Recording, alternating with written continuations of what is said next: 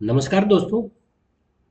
दोस्तों, आज वेस्ट बंगाल से एक बहुत बड़ी खबर आई है।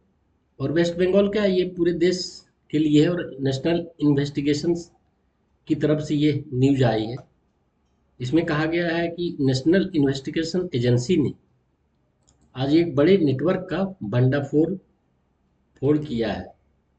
और एक बड़े नेटवर्क का जो पूरा पूरा संगठित गिरोह की तरह काम कर रहा था, नेटवर्क की तरह काम कर रहा था, उसको पूरी तरह से बेनकाब कर दिया है। इसी से रिलेटेड एक न्यूज है, आइए उसके बारे में जानते हैं। दोस्तों, एनआईए ने अब एक ऐसे कथित रैकेट का बड़ा एक्शन लिया है, रैकेट पर बड़ा एक्शन लिया है, जिसके बारे में जांच एजेंसी का कहना है कि यह बांग्लादेशी नागरिकों को अवैध तरीके से भारत में प्रवेश कराने, फर्जी दस्तावेज दस्तावेज दिलाने और उन्हें देश के अलग अलग शहरों तक पहुंचाने का काम करता था। मतलब ये सिर्फ न सिर्फ वहां पर वेस्ट बंगाल के थ्रू एंट्री करवाता था, एंट्री करवा के अवैध रूप से पैसे लेकर एंट्री करवा के और देश के दूसरे राज्यों में उन्हें, जैसे मुंबई, दिल्ली, कलकत्ता, चेन्नई, बेंगलुरु, इन जगह में उन्हें भेज देता था, ताकि पकड़े जाने की संभावना बिल्कुल खत्म हो जाए और नहीं के बराबर हो जाए। तो इस तरह ये गिरोह गिरोह काम करता था। इस गिरोह में लगभग 7-8 लोग थे और उन सभी को धर दबोचा गया है एनआईए के द्वारा। और इस तरह के और भी संभावना कि इस तरह की और भी गिरोह हों देश के अन्य शहरों में। तो एक बहुत ही अच्छी खबर है देश के लिए। और देखिए, ये न्यूज है, टीवी 18 का न्यूज है। NIA busts Bangladeshi infiltration racket, illegal migrants sent to Delhi, Mumbai, Bengaluru. मतलब वहां से घुसपैठ कराया जाता था, बंगाल जो नॉन फेंसिंग एरिया था वहां से घुसपैठ कराया जाता था। और घुसपैठ आपको पता ही होगा, वेस्ट बंगाल में बहुत बड़ी एरिया है जहां पर किसी भी तरह का बाड़ नहीं लगा हुआ, फेंसिंग नहीं लगा हुआ, जहां से घुसपैठ करना बहुत आसान हो जाता है। इसीलिए अभी बहुत युद्ध स्तर पे शुभेंदु अधिकारी के मुख्यमंत्री बनने के बाद, बीजेपी सरकार बनने के बाद वेस्ट बंगाल में फेंसिंग का काम, बाढ़ लगाने का काम, स्मार्ट बॉर्डर का काम बहुत तेजी से चल रहा है। और इससे रिलेटेड मैंने एक शॉर्ट्स भी बनाया था, उसमें दिखलाया था कि कितना तेजी से फेंसिंग का, स्मार्ट बॉर्डर लगाने का काम चल रहा है, जिस एरिया में भी फेंसिंग नहीं था। तो उसी का फायदा उठाकर ये घुसपैठिए आते थे, एक बड़ी रकम लेते थे, ये जो नेटवर्क था इनका, और बड़ी रकम लेके ये घुसपैठियों देश के विभिन्न राज्यों में बंगाल से भेज दिया करते थे। देखिए दोस्तों, ये न्यूज क्या है। The illegal entry of Bangladeshi nationals into India is purportedly being facilitated through vulnerable stretches of Indo-Bangladesh border before sending them to major cities across the country।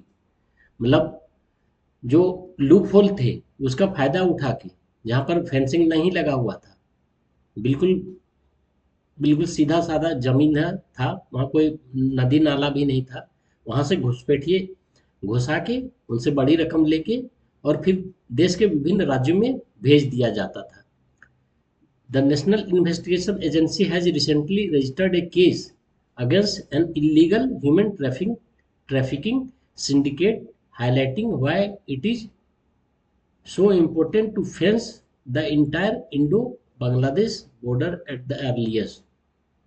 इसलिए नेशनल इन्वेस्टिगेशन एजेंसी ने इसमें इस चीज को हाईलाइट करते हुए बतलाया है क्यों तेजी से फेंसिंग बनाना, बाढ़ लगाना, स्मार्ट बॉर्डर लगाना वेस्ट बंगाल और बांग्लादेश के बॉर्डर में बहुत जरूरी है। तो इसलिए इस पर बहुत युद्ध स्तर से काम चल रहा है, क्योंकि पता है अगर इस पे काम नहीं किया गया तो ये बहुत आगे फ्यूचर के लिए बहुत खतरनाक होगा देश में। अगर देश का डेमोग्राफी जितना तेजी से चेंज हो रहा है, वह देश के लोगों के लिए और वेस्ट बंगाल के लिए ही नहीं, सिर्फ पूरे देश के लिए वो खतरनाक है। तो दोस्तों, एनआईए ने अब एक इसमें सबसे आइए जानते हैं कि इसमें आखिर ये नेटवर्क काम कैसे करता था और किन शहरों तक इनकी पहुंच बताई जा रही है, और यह मामला राष्ट्रीय सुरक्षा के लिहाज से इतना महत्वपूर्ण क्यों माना जा रहा है। दोस्तों, आइए समझते हैं। इन सभी को फर्जी दस्तावेज दस्तावेज दिलाया जाता था। जैसे ही आते थे, देश में प्रवेश कराने के बाद उनकी मोटी रकम लेके उन्हें देश में प्रवेश करवाया जाता था वेस्ट बंगाल में, और फर्जी दस्तावेज दिलाने और उन्हें देश के अलग अलग शहरों तक पहुंचाने का काम करता था, जैसा कि मैंने पहले भी कहा। राष्ट्रीय एजेंसी यानी एनआईए के अनुसार यह मामला केवल अवैध सीमा पार करने का नहीं है, बल्कि एक संगठित नेटवर्क का है। जांच एजेंसी का आरोप है, अवैध रूप से भारत प्रवेश करने वाले कुछ लोगों को बाद में दिल्ली, मुंबई, बेंगलुरु और देश के अन्य बड़े शहरों तक पहुंचाया जाता था। इसके साथ ही जांच में यह भी देखा जा रहा है कि क्या इस नेटवर्क के जरिए फर्जी पहचान पत्र, आधार, वोटर आईडी या अन्य दस्तावेज बनवाने में भी मदद की जाती थी। इस चीज़ की भी इन्वेस्टिगेशन की जा रही है एनआईए के द्वारा। एनआईए अब इस पूरे नेटवर्क, इसके संचालकों, एजेंटों और पैसे के लेन देन यानी मनी ट्रेल की भी जांच कर रही है। मतलब पूरा इसका बहुत ही कम्प्रिहेंसिव ढंग से जांच किया जा रहा है। और ये तो एसआईआर हो रहा था, उसी समय पता चल गया था दोस्तों कि कैसे इन्हें आधार कार्ड, देश में आने के बाद आधार कार्ड बनवाया जाता था इनके लिए, वोटर आईडी कार्ड में, वोटर लिस्ट में नाम डलवाया जाता था, वोटर आईडी कार्ड दिया जाता था, पैन कार्ड तक बनवा लेते थे। तो इस तरह का एकदम पूरा संगठित ग्रोह काम करता था। और उस समय तो वेस्ट बंगाल की गवर्नमेंट भी, उसके जो विधायक, सांसद हैं, वो भी फैसिलिटेटर का काम करते थे। अब सरकार चली गई तो ये धंधा इतना जल्दी बंद तो होगा नहीं, इसे बंद होने में टाइम लगेगा। तब शुभेंदु अधिकारी जो चीफ मिनिस्टर हैं बीजेपी के, उनके आने के बाद इसमें बहुत तेजी से काम हो रहा है, जो कि एक बहुत अच्छी बात है। एनआईए तक मामला कैसे पहुंचा? दरअसल यह जांच पहले दिल्ली पुलिस की स्पेशल सेल कर रही थी। दिल्ली पुलिस ने पिछले वर्ष अवैध घुसपैठ और फर्जी दस्तावेज तैयार करने वाले कई नेटवर्क का खुलासा किया था। जांच के दौरान सामने आए सुरागों से के बाद यह मामला बड़ा होता गया। इसके बाद केंद्र सरकार ने इसे नेशनल इन्वेस्टिगेशन एजेंसी को सौंप दिया, एनआईए को सौंप दिया, ताकि पूरे देश में फैले नेटवर्क, सीमा पार से संपर्कों और फंडिंग की गहराई से जांच की जा सके। और इसके बाद जब इन्हें एनआईए को सौंप दिया गया, उसके बाद एनआईए ने इस पे बहुत डीपली काम करना शुरू किया। इसका इन्वेस्टिगेशन काफ़ी नीचे जाके जांच शुरू किया। उसके बाद अब धीरे धीरे परतें खुल के सामने आ रही है। तो मतलब दोस्तों, ये इसको किस तरह से काम किया जा रहा था, इस पे आप समझ सकते हैं। जांच एजेंसियों के अनुसार कथित तौर पर यह नेटवर्क कई चरणों में काम करता था। कैसे काम करता था? पहला चरण, सीमा पार कराना। पहला चरण होता है, पहले किसी तरह देश के अंदर घुसा दो, वेस्ट बंगाल के अंदर। दूसरा चरण, भारत में सुरक्षित ठिकाना उपलब्ध कराना। उसके बाद इनका रहता था, क्योंकि ये जो पैकेज के तौर पर काम करते थे, पूरी सब सब चीज़ों का ध्यान में रख के मोटी रकम लेते थे इन घुसपैठियों से। और भारत में उसके बाद दूसरा चरण होता था, भारत में सुरक्षित ठिकाना उपलब्ध कराना। तीसरा चरण, फर्जी या धोखाधड़ी से प्राप्त पहचान पत्रों की व्यवस्था करना। मतलब ये जब देश के अंदर घुस जाते थे, तो इन्हें किस तरह से फर्जी पहचान पत्र, जैसे आधार कार्ड हो गया, वोटर आईडी कार्ड में, वोटर लिस्ट में नाम दिलाना हो गया, ये सभी चीज़ें इनके लिए व्यवस्था की जाती थी। और फिर उनकी व्यवस्था करवा के जब ये चीज़ें दूसरा चरण भारत में सुरक्षित ठिकाना उपलब्ध करना। तीसरा चरण फर्जी या धोखाधड़ी से प्राप्त पहचान पत्रों की व्यवस्था करना। और चौथा चरण लोगों को रोजगार या रहने की व्यवस्था के साथ साथ अलग शहरों में भेजना, मतलब उन्हें रोजगार दिलाना, रहने की व्यवस्था करना। यहाँ के लोग तो जो जेन्युइन सिटीजन देश के, उन्हें तो रोजगार मिलता नहीं था, लेकिन इनके लिए रोजगार की व्यवस्था जरूर हो, जो बांग्लादेशी घुसपैठियों हो। तो इस तरह ये काम करते थे। यहाँ के देश के लोग, वेस्ट बंगाल के लोग इनसे परेशान हो गए थे, इनके अवैध गतिविधियों से। इनके मतलब एंटी सोशल एलिमेंट सारे होते थे, और जितने भी तरह के क्राइम होते थे ये उसमें ये संलग्न रहते थे। हालांकि इन सभी पहलुओं की जांच अभी जारी है, और अंतिम निष्कर्ष अदालत की प्रक्रिया के बाद ही सामने आएगी। तो अभी काफ़ी डीप इन्वेस्टिगेशन चल रहा है नेशनल इन्वेस्टिगेशन एजेंसी के द्वारा। तो इसमें अभी बहुत कुछ खुलना बाकी है। हाल के दिनों में कार्रवाई क्यों तेज हुई दोस्तों, जिसे भी जानते हैं। पिछले कुछ महीनों में केवल एनआईए ही नहीं बल्कि ईडी और अन्य केंद्रीय इन्फोर्समेंट डायरेक्टरेट, ईडी और अन्य केंद्रीय एजेंसियों ने भी अवैध घुसपैठ से जुड़े आर्थिक नेटवर्क और कथित मनी लॉन्ड्रिंग की जांच तेज की है। हाल ही में प्रवर्तन निदेशालय यानी ईडी ने उत्तर प्रदेश, पश्चिम बंगाल, दिल्ली और हरियाणा सहित कई स्थानों पर छापेमारी की। एजेंसी का कहना है कि जांच यह पता लगाने के लिए भी की जा रही है कि कहीं अवैध घुसपैठ से जुड़े नेटवर्क को आर्थिक मदद तो नहीं मिल रही थी। मतलब ये भी कहा जा रहा है दोस्तों कि क्या गवर्नमेंट के तरफ से भी इन्हें आर्थिक मदद मिल रही है थी। इस चीज की भी जांच की जा रही है कि ये जो घुसपैठिए करवा रहे थे, क्या इन्हें सरकार के तरफ से या कहीं से आर्थिक मदद भी मिल रही थी क्या। इस चीज की भी एनआईए जांच कर रही है। तो अभी काफी कुछ खुलना बाकी है, अभी काफी चीजें खुलकर बाहर आएंगी।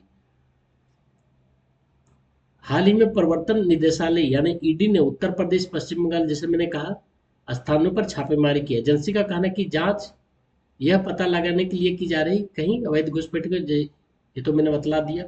राष्ट्रीय सुरक्षा का कितना बड़ा मुद्दा है दोस्तों, ये आप समझ सकते हैं। मतलब इस तरह अगर चीजें होती रही तो राष्ट्रीय सुरक्षा जैसी चीज तो कुछ रह ही नहीं जाएगी। विशेषज्ञों का कहना है कि हर अवैध प्रवासी सुरक्षा खतरा नहीं होता। वो तो ठीक है, अवैध सुरक्षा प्रवासी तो सब एक जैसे नहीं होते। उसमें इनोसेंट लोग होते हैं, नौकरी पैसे की तलाश में आ जाते हैं जब उनके अपने देश में नहीं मिलता। लेकिन आप उसको फिर वैध तरीके से आइए ना, अवैध तरीके से क्यों आ रहे हैं।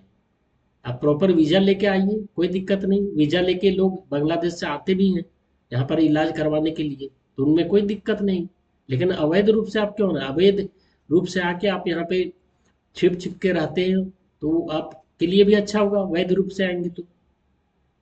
यदि किसी व्यक्ति की पहचान फर्जी दस्तावेजों के जरिए छिपाई जाए या संगठित गिरोह सीमा पार लोगों को अवैध रूप से अंदर लाने का काम करे, तो यह कानून व्यवस्था और राष्ट्रीय सुरक्षा के लिए गंभीर चुनौती बन जाती है।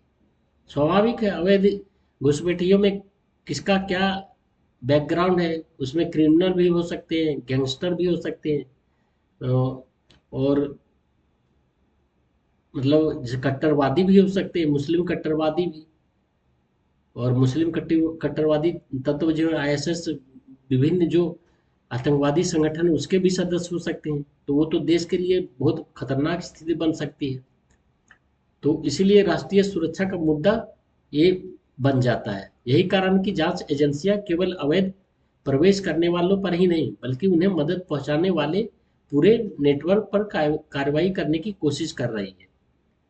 स्वाभाविक है, जो इन्हें फैसिलिटेट कर रहे हैं उन पर तो कार्रवाई होगी ही होगी, क्योंकि अगर उन पर कार्रवाई नहीं होगी तो फिर आगे भी इस तरह की चीजें चलती रहेगी। तो इसलिए देश की सुरक्षा के लिए ये बहुत बड़ा मुद्दा है, और इस पर नेशनल इन्वेस्टिगेशन एजेंसी बहुत डीपली जांच कर रही है, और उम्मीद करते हैं कि इस पर जांच करके सख्त से सख्त कदम लिया भी जा रहा है और आगे भी लिया जाएगा, ताकि पूरी तरह से तो घुसपैठिए खत्म हो जाएंगे, ये सब हो ही नहीं सकता। लेकिन अगर 90%, 95% तक भी रोक लगाया जा सकता तो बहुत बड़ी उपलब्धि होगी। अभी तो मतलब खुला खेल, जिसे कहते हैं क्या, फर्रुखाबादी इस तरह वाली स्थिति है। मतलब ऐसे लगता है जैसे एक शहर से दूसरे शहर में देश के अंदर आ रहे हो जा रहे हो, वैसे ही बंगाल, वेस्ट बंगाल और बांग्लादेश के बॉर्डर की स्थिति हो गई थी। जांच एजेंसियां केवल अवैध जैसे सभी तरह की जांच कर रही है। दोस्तों, अब सबसे बड़ा सवाल यह है कि एनआईए की जांच में कौन-कौन से नाम सामने आते हैं। क्या यह नेटवर्क केवल कुछ राज्यों तक सीमित था या इसकी पहुंच देश के अन्य हिस्सों तक थी? क्या फर्जी दस्तावेज तैयार करने वाले गिरोह भी इसमें शामिल थे? इन सभी सवालों के जवाब जांच पूरी होने के बाद ही उस पर स्पष्ट होंगी। दोस्तों, ये बहुत तरह के सवाल हैं जिस पर जैसे जैसे जांच बढ़ेगी उसमें इन सवालों के जवाब मिलेंगे।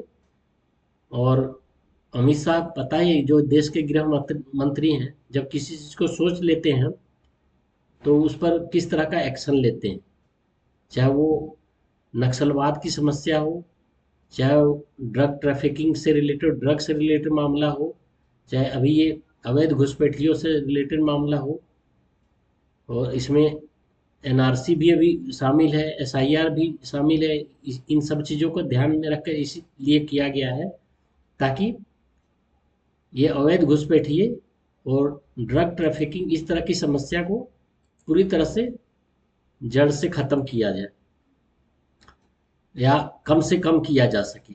नक्सलवाद को देखिए किस तरह, मतलब कम हुआ है देश में, खत्म हो गया ऐसा तो नहीं कह सकते, लेकिन 95% खत्म हो गया नक्सलवाद देश से। ये गृह मंत्री अमित शाह जी का ही योगदान है जो ऐसा हुआ है। तो निष्कर्ष के तौर पर दोस्तों हम लोग कह सकते हैं, इतना स्पष्ट है कि भारत में अवैध घुसपैठ के मामले में जांच एजेंसी अब केवल सीमा पार करने वालों तक सीमित नहीं रहना चाहती, बल्कि पूरे नेटवर्क, उसके वित्तीय स्रोतों और सहयोगियों तक पहुंचने की कोशिश कर रही है। जांच जारी है और अदालत में दोष सिद्ध होने तक किसी किसी को आरोपी नहीं ठहराया जाता, वो तो स्वाभाविक है। जहाँ कानून का व्यवस्था, कानून का शासन है देश में, यहाँ कोई ये पाकिस्तान या अफगानिस्तान या सीरिया तो है नहीं, जहाँ पर जिसका जो मन करे वैसा काम करे। यहाँ पर कानून का शासन होता है और सब कानून के तहत होता है। अजमल कसाब को भी सब तरह की सुविधा दी गई थी, उन्हें वकील प्रोवाइड किया गया था जो कि डायरेक्ट इन्वॉल्वमेंट था उनका बॉम्बे में जो टेररिस्ट स्ट्राइक हुआ था 2008-9 के समय। तो उसके बाद भी उसे सब तरह की, जब सुप्रीम कोर्ट से फैसला आया, हाई कोर्ट गए, लोअर कोर्ट गए, उसके बाद जब सुप्रीम कोर्ट ने उन्हें सजा सुनाई, मर्सी पिटीशन भी फाइल किया गया, तब उन्हें फिर फांसी दी गई। तो देश, भारत का देश कानून के संविधान से चलता है और इन्हें यहाँ पर लोगों को हर तरह की सुविधा दी जा सकती है। ये पाकिस्तान, बांग्लादेश या कोई अफगानिस्तान नहीं है, तालिबानी शासन नहीं है, या सीरिया या इराक नहीं है। तो दोस्तों, एक बहुत बड़ी खबर थी और ये देश के लिए भी अच्छी बात है कि नेशनल इन्वेस्टिगेशन एजेंसी इस पे जोर शोर से काम पर लगी हुई है और उसके सब तरह से जांच की जा रही है, चाहे वो वित्तीय स्रोत हो, सहयोगियों तक पहुंचने की कोशिश की जा रही है। जांच जारी है और इस पर जब जांच पूरी होगी तब पता चलेगा कि क्या इसके पीछे कौन कौन थे और इसे किस तरह से नेटवर्क को, पूरा सिंडिकेट को चलाया जा रहा था। दोस्तों, आपकी राय क्या है? क्या आपको लगता है अवैध घुसपैठ रोकने के लिए केवल सीमा सुरक्षा पर्याप्त नहीं है, या फर्जी दस्तावेज और मानव तस्करी के नेटवर्क पर और सख्त कार्रवाई की जरूरत है? सख्त कार्रवाई की जरूरत तो है ही, और सख्त कार्रवाई धीरे धीरे की भी जा रही है सरकार के द्वारा। आप इस प्रश्न का उत्तर दीजिए। क्या आपको लगता है अवैध घुसपैठ रोकने के लिए केवल सीमा सुरक्षा पर्याप्त है, या फर्जी दस्तावेज और मानव तस्करी के नेटवर्क पर और सख्त कार्रवाई की जरूरत है? अपनी राय कमेंट में जरूर बतलाएं और इसी तरह का वीडियो देखने के लिए मेरे चैनल में बने रहें, और आप मेरे चैनल को कंट्रीब्यूट भी कर सकते हैं, सपोर्ट भी कर सकते हैं दोस्तों। मेरा क्यूआर कोड दिया हुआ है, यूपीआई आईडी भी दिया हुआ है। अगर आप सपोर्ट करेंगे तो मेरे लिए और भी अच्छे अच्छे कंटेंट लाना आसान होगा। आगे मैं और भी इसी तरह वीडियो बनाता रहूँगा। भारत माता की जय। जय हिंद, जय Bharat. Thank you so much.